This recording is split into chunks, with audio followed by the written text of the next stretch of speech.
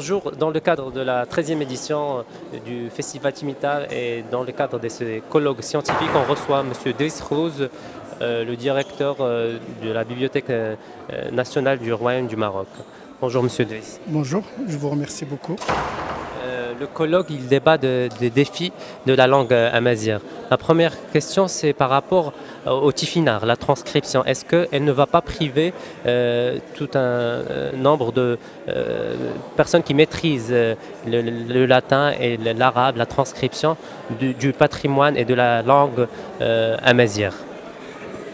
Elle ne peut pas les priver si un certain nombre de conditions sont remplies. Alors d'abord, le choix de tifinagh.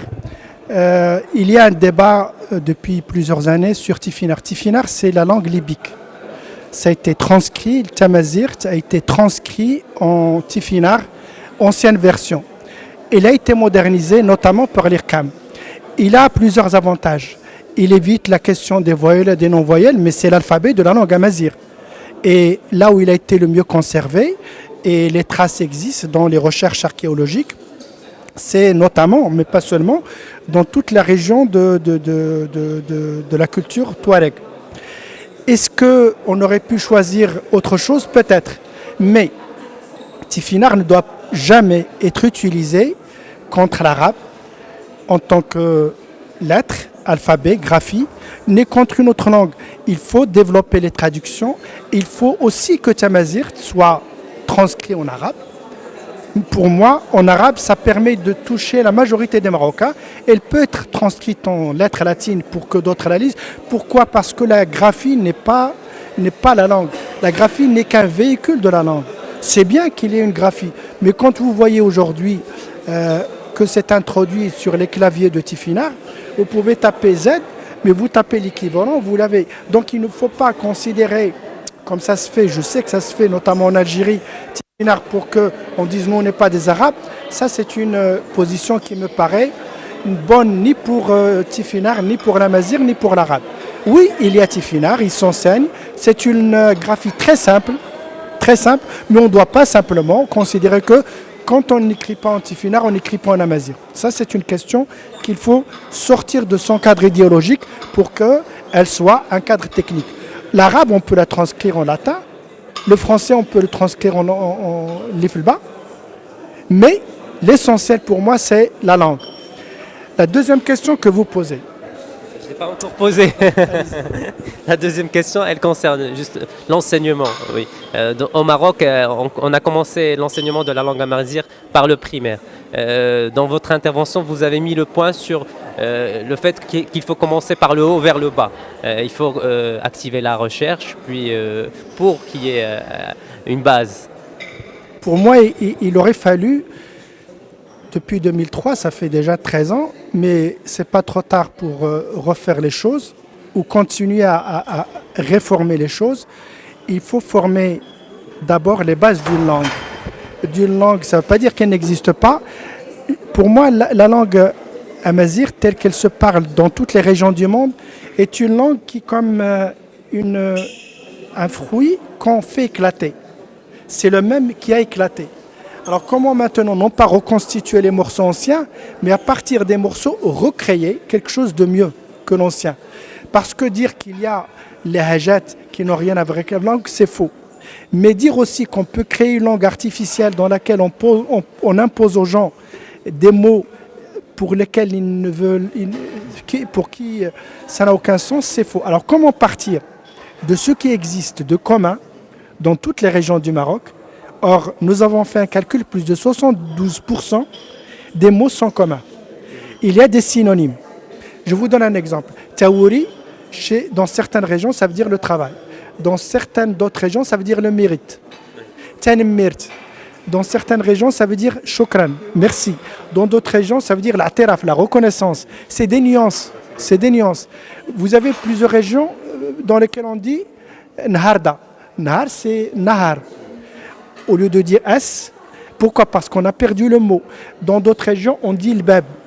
Ils n'ont pas tiflout. Mais qu'est-ce qu'ils appellent le bab? C'est l'ancienne porte. La porte, la vieille, on appelle tiflout. Mais la nouvelle, on l'appelle le bab.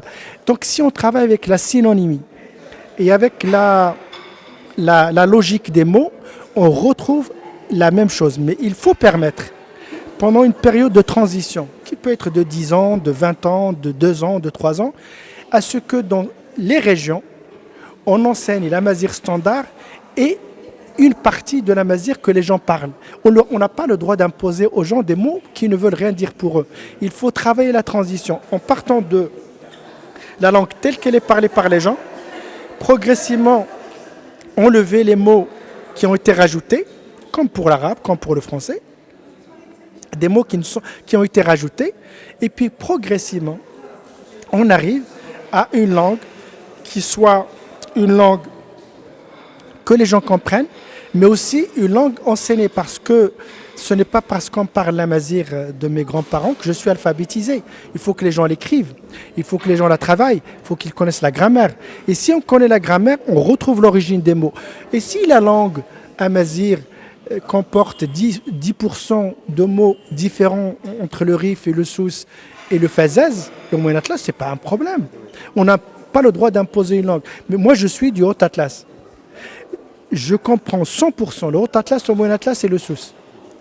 Je comprends un peu moins les rifa et les iznaten parce qu'ils parlent trop vite et beaucoup de mots, ce sont des mots déformés par l'usage, ou des mots qu'on a perdus, on introduit des mots arabes et tant mieux.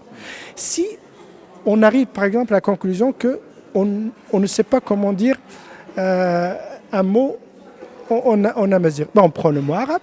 Moi je suis pour qu'on prenne le mot arabe et non pas le mot français ou le mot anglais. On n'a pas de mots, on prend, moi, au lieu de dire télévision, moi, je dirais téléphasa.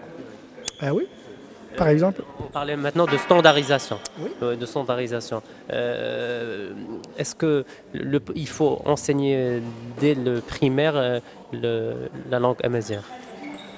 Moi, aujourd'hui, je suis pour l'introduire dans l'université, dans la formation des cadres, dans la recherche, dans les manuels, dans l'écriture de la culture marocaine d'expression amazigh orale, transcrire les poèmes, Tamdiaz, Tamer, transcrire Ahwaj, transcrire Hidous, et puis progressivement former des formateurs, des enseignants, des chercheurs, des journalistes, et puis on l'introduira dans l'enseignement quand on sait ce qu'on va enseigner. Est-ce que votre position elle est audible auprès des décideurs? Je ne sais pas. Je l'ai dit, je l'écris. J'espère qu'il y ait un débat là-dessus. Il faut qu'il y ait des débats de plus en plus larges. Et je crois que les décideurs écoutent. Qu'ils soient d'accord ou pas, au moins qu'ils l'écoutent. Mais je crois qu'ils l'écoutent. Au niveau législatif, il y a une loi organique qui se prépare. Parlez-nous-en. Il y a 2 lois qui se préparent, qui sont déjà prêtes. Il y a la loi organique sur le Conseil national des langues et de la culture marocaine. Elle est au secrétariat général du gouvernement. J'espère qu'elle va sortir déjà parce qu'elle est en retard. Elle va permettre d'étudier et d'harmoniser, de mettre de l'ordre dans ce qu'on appelle une paix linguistique sociale marocaine entre toutes les langues qui existent. Parce que c'est le conseil des langues, pas simplement de la mazir, contrairement à ce que croient les gens. Les langues et la culture marocaine, parce que pour la constitution marocaine, et je crois que c'est très important, il n'y a pas de culture marocaine, il y a une culture marocaine. Il n'y a pas de culture amazigh, il n'y a pas de culture arabe, il y a une culture marocaine. Mais il y a des langues qui composent cette culture. Il n'y a pas une séparation entre les langues. Les langues font partie de la culture. Il y a 2 langues officielles, il y a une langue. Alors comment conjuguer le pluriel et le singulier? Il y a une deuxième loi, une autre loi, qui j'espère va sortir le plus tôt possible. C'est déjà tard parce que nous sommes à la fin de la législature. C'est comment introduire l'amazigh en tant que langue officielle dans l'enseignement, dans les médias, dans les tribunaux, etc. Et ça, pour moi, il faut le faire progressivement et ne pas arriver à la conclusion que moi, je suis amazighiphone, je ne parle que l'amazigh et celui qui parle arabe, il ne parle que l'arabe. Il faut des interprètes entre nous. Quand il le faut, il faut des interprètes, mais il ne faut pas que ce soit la règle.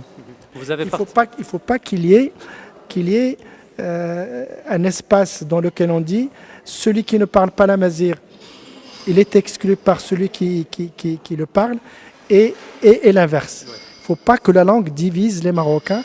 La langue doit dire que je le parle ou que je ne le parle pas, c'est mon patrimoine. Si je ne parle pas l'amazigh, j'aimerais bien le parler.